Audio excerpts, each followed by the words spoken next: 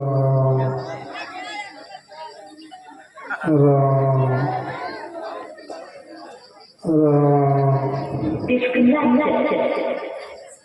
राम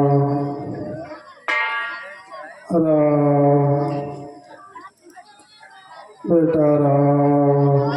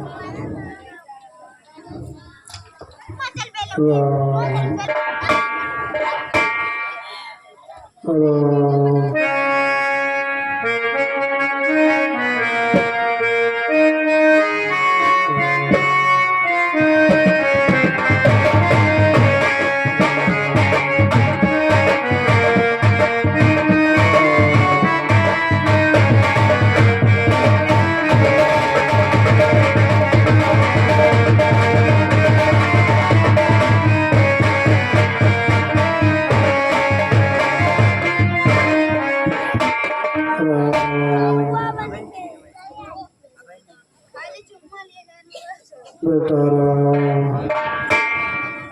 पिताजी आज ये कैसी दशा है।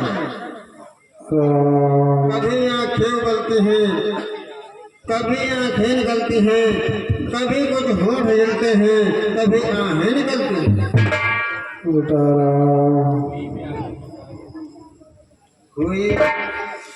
हुई व्याकुल दिशाएं बिसारी सुदबुद आद्य तन की, बताओ शोक क्या तुमको जो ऐसी दुर्दशा मन की।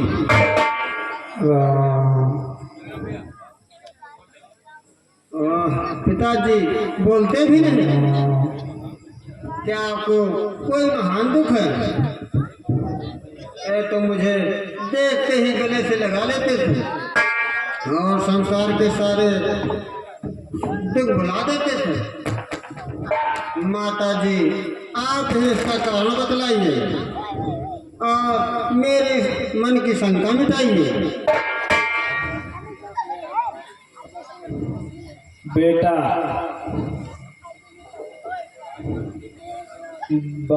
महाराज ने मुझे तो वरदान दिए थे, एक में भरत को राज और दूसरे में तुम्हारे लिए 14 वर्षों का वनवास। अहो ये तो बहुत ही अच्छी बात है। इसके लिए इतना दुख मनाने की कौन सी बात है। हे माता संसार में यूं तो पुत्र अनेक, सेवक जो माँ बाप का पुत्र वही बस ये अहो भाग्य मेरी माता जो राज भरत जी पाते हैं, ऐसे अवसर तो जीवन में बस कभी कभी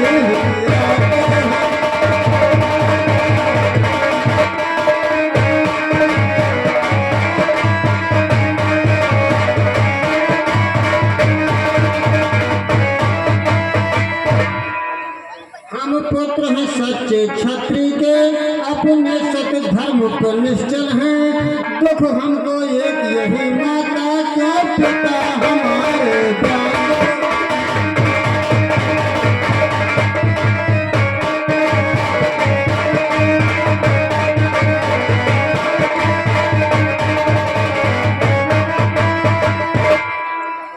वन गमन करो निज इच्छा से, इसका तो तनिक हिरास नहीं। दुख बात के कारण इतना दुख इसलिए मुझे विश्वास नहीं।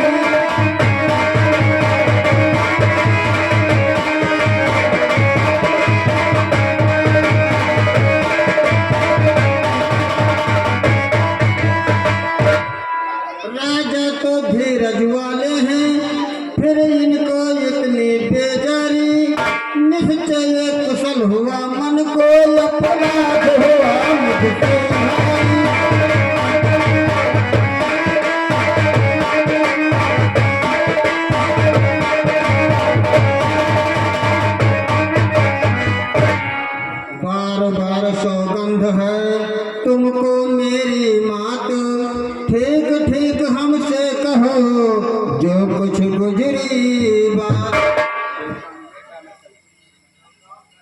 बेटा मैं सच कहती हूँ कि इसके अतिरिक्त और कोई बात नहीं। जब से वनवास का नाम सुना है तभी से तुम्हारे प्यारे प्रेम में व्याकुल हुए जा रहे हैं। बेटा राम महाराज रामचंद्र जी आ गए हैं।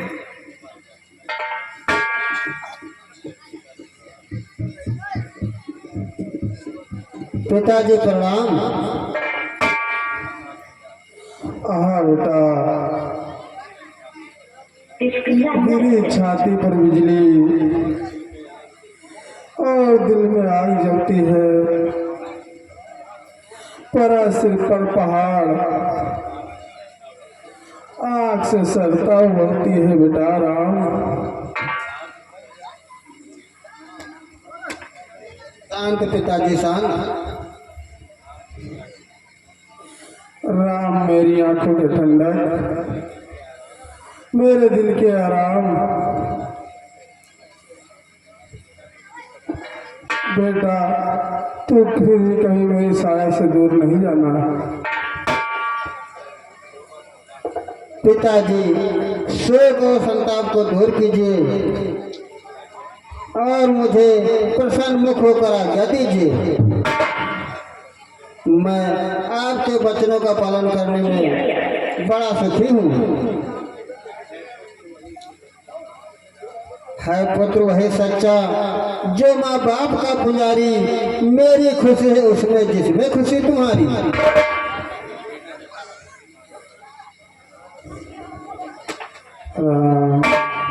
बेटा जब तक तुम इनके पास में बैठे रहोगे इन्हें संतोष नहीं आएगा। इनका कलेश बढ़ता ही जाएगा। इसलिए शीघ्र जाकर माता कौशल्या से आज्ञा लो और सीधे वनों में निकल जाओ। जैसे आज्ञा माता जी।